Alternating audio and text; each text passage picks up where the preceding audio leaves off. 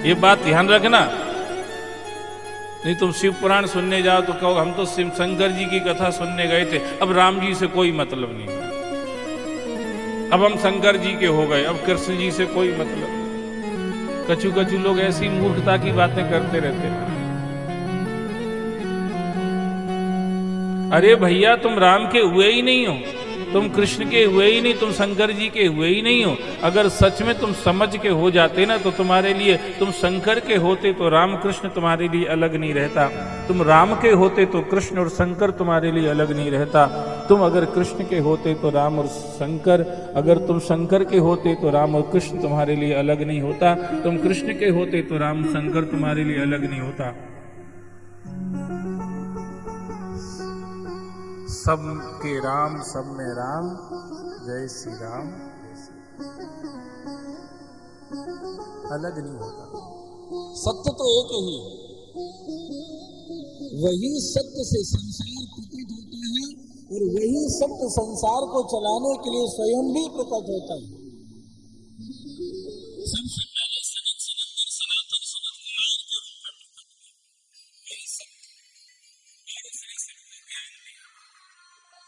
फिर वही वाराह बन के प्रकट हुआ, रसातल से पृथ्वी को निकाल के लाया, वही नारद के रूप में प्रकट हुआ, विधि और निषेध का वर्णन किया, वही दत्तात्रेय के रूप में प्रकट हुआ, योग का वर्णन किया, वही यज्ञ नारायण के रूप में प्रकट हुआ। हर क्रिया भगवत प्रसन्नता के लिए हो तो यज्ञ ही है। वही पृथु के रूप में प्रकट हुआ, वही हयग्रीव के रूप में प्रकट हुआ, वही हंस के रूप में प्रकट हुआ, वही कच्छप बन के आया, वही वाराह बन के आया, वही नरसिंह बन के आया, वही परशुराम। अभी परशुराम जयंती थी ना अक्षय तृतीया को, तो परशुराम के रूप में भी वही आया है। कछु लोगों ने परशुराम को तो पकड़ लिया पर भगवान को नहीं पकड़ पाए। बोलो शंकर भगवान की, वे परशुराम को पकड़े बैठे और भगवान को नहीं, भगवान से कोई ज्यादा मतलब भी नहीं परशुराम।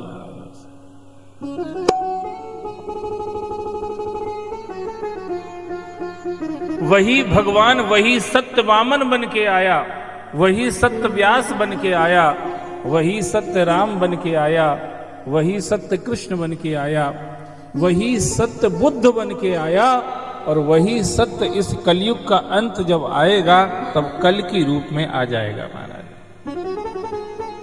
और उस समय तक इस संसार में लोगों की प्रवृत्ति, सभी लोगों की प्रवृत्ति आसुरी हो जाएगी महाराज। अभी जैसे कथा में इतने लोग दिख रहे हैं, उस समय ढूंढे नहीं मिलेगा कोई।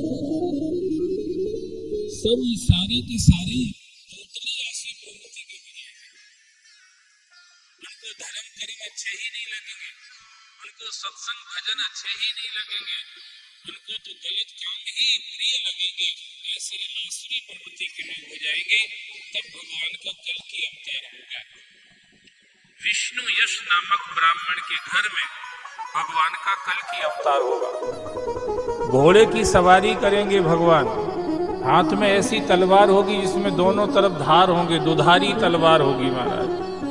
उस तलवार से भगवान काट छांट करेंगे, और जितने आसुरी प्रवृत्ति के, जैसे अपने खेत में गाजर घास उग जाए या प्लॉट में गाजर घास उग जाए तो अपन उसको काट के या फाड़ के खत्म कर देते हैं, ऐसी ये दुनिया भगवान का खेत है। इसमें जब गाजर घास जैसे खरपतवार ज्यादा उग जाते हैं तो भगवान स्वयं अवतार लेके उनको खत्म कर देते हैं। यदा यदा ही धर्मस्य ग्लानिर्भवत भारत, अभ्युत्थानम धर्मस्य तदात्मानं सृजाम्यहम्, परित्राणाय साधूनां विनाशाय च दुष्कृतां, धर्म संस्थापनार्थाय संभवामि युगे युगे।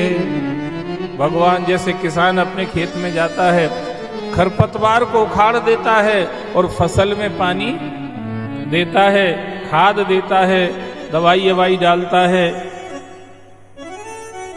जाने क्या क्या करता है अपनी फसल की रक्षा के लिए। ऐसे ही परमात्मा संसार में आते हैं, जो आसुरी प्रकृति के लोग होते हैं उनको खत्म कर देते हैं, और जो कुछ गिने चुने मुट्ठी भर लोग दैवी संपदा संपन्न होते हैं उनके हाथ में भगवान अधिकार दे देते हैं, और कलयुग का अंत हो जाता है और सतयुग की शुरुआत हो जाती है।